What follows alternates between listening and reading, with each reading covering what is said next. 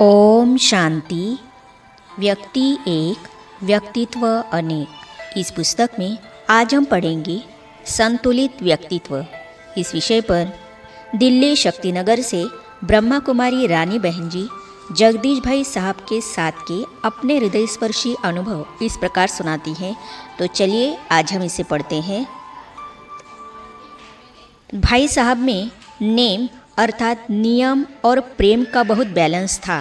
वे हम लोगों को प्यार भी उतना ही देते थे और उतनी ही नियम मर्यादाएं भी सिखाते थे।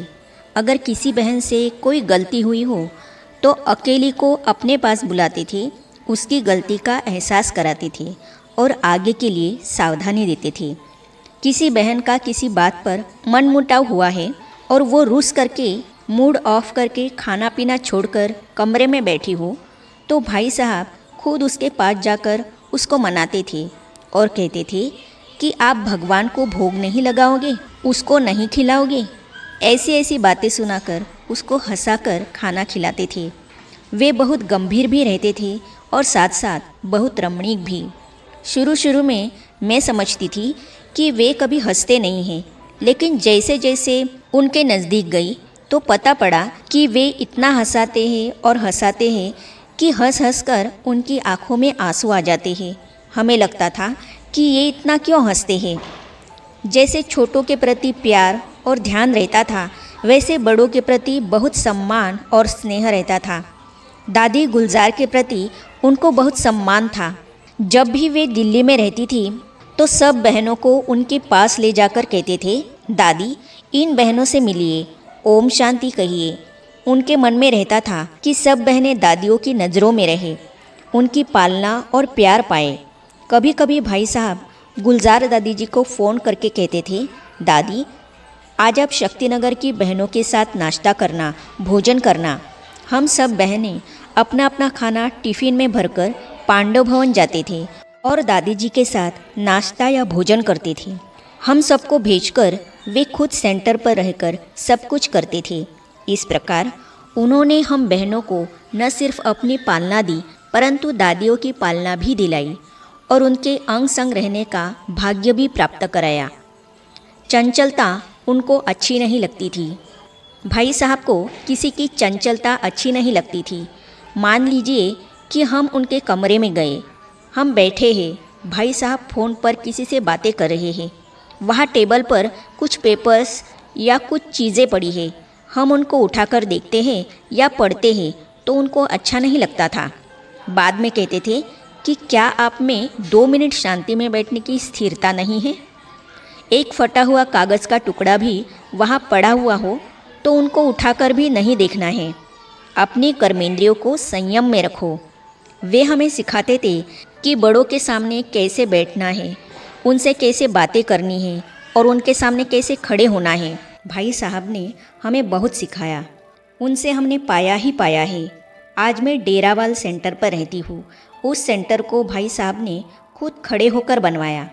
भले ही वे तन से यहाँ नहीं हैं, लेकिन मैं अभी भी यह अनुभव करती हूँ कि वे हमें पग पग पर डायरेक्शन देते रहते हैं, मार्गदर्शन करते रहते हैं। उनके अंदर बचत का संस्कार बहुत था। वे इकोनॉमी के अवतार थे। अपने लिए कम से कम लगाते थे और सेवा के प्रति सब कुछ। उसमें भी उनका लक्ष्य रहता था कि कम खर्च बाला नशीन, खर्चा कम हो और सेवा ज़्यादा हो। उन्होंने अपना जीवन सादगी का जिया। मुझे याद आता है जब वे बीमार हुए थे तब दादी जानकी जी ने बार बार फ़ोन करके उनको लंदन बुलाया था। वहाँ वे 9 महीने रहे। वहाँ से जब वे मुंबई आए तो मैं उनसे मिलने गई। उन्होंने मुझे कहा कि पता नहीं आप फिर बम्बई कब आओगी। अभी आई हो, बम्बई तो देख लो, सेंटर तो देख कर आओ। मैंने कहा, भाई साहब मैं आपको देखने आई हूँ। ऐसे समय पर बम्बई घूमना अच्छा थोड़ी ही लगता है।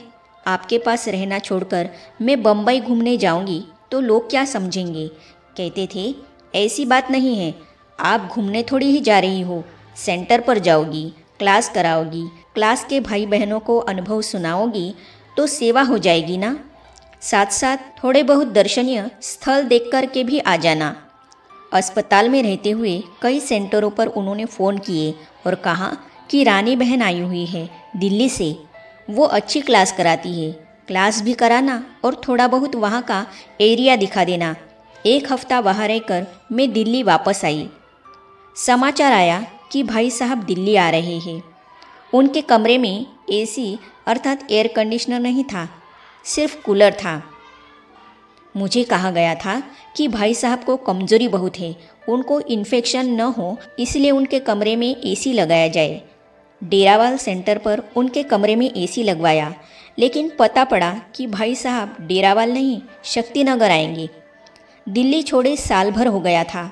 हमने डेरावाल में लगे एसी को शक्तिनगर ले जाकर उनके कमरे में लगवा दिया, कारपेट आदि बिछाया। उनके वहाँ होते हुए ये सब नहीं कर सकते थे, क्योंकि वे करने नहीं देते थे। उनकी मर्जी के खिलाफ हम कुछ नहीं कर सकते थे। वे आए शक्तिनगर। गुलजार दादी जी ने कहा, जगदीश भाई बहुत कमज़ोर है, चढ़कर तीसरी मंजिल पर कैसे जाएंगे, इसीलिए उनको नीचे ही रखा जाए। नीचे ऐसा कोई कमरा नहीं था जिसमें कोई एसी हो।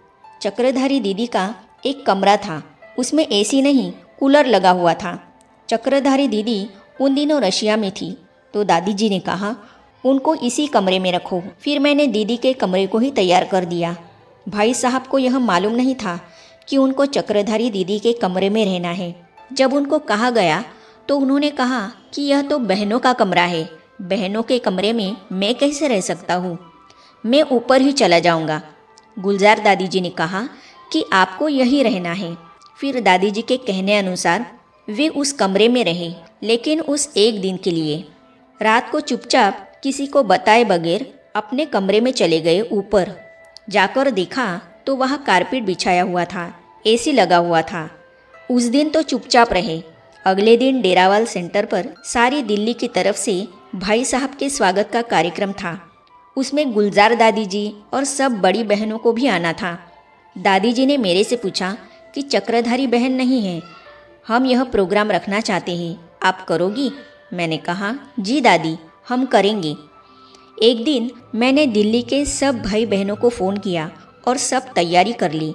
रात को भाई साहब को यह समाचार सुनाने के लिए मैं उनके कमरे में गई और कहा कि भाई साहब, कल दिल्ली वालों की तरफ से आपका वेलकम प्रोग्राम है, इसमें गुलजार दादी जी भी आएगी।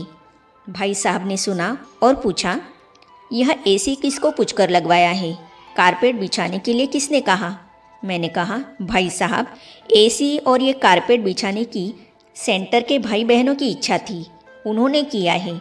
उन्होंने पूछा, मुझे क्यों नहीं बताया?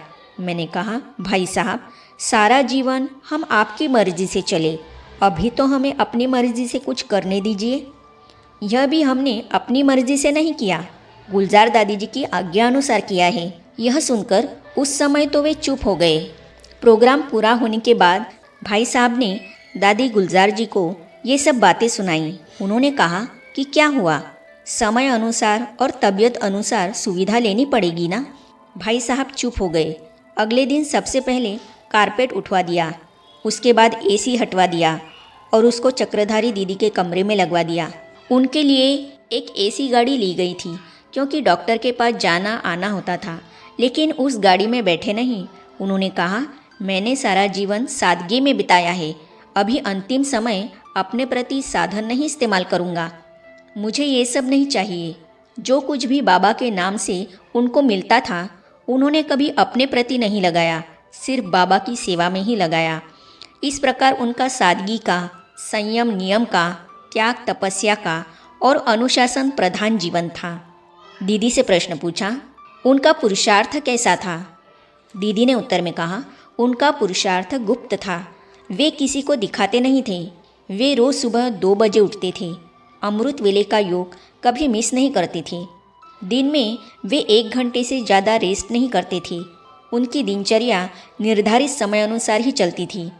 अपने पुरुषार्थ की बातें हमसे शेयर नहीं करते थे, लेकिन हमें महसूस होता था कि उनका पुरुषार्थ गुप्त और निरंतर है। इसीलिए वे हमें योग, सेवा, धारणा और ज्ञान के अनुभव कराते थे। दीदी से प्रश्न पूछा, क्या वे 2:30 बजे से ही योग करने बैठते थे?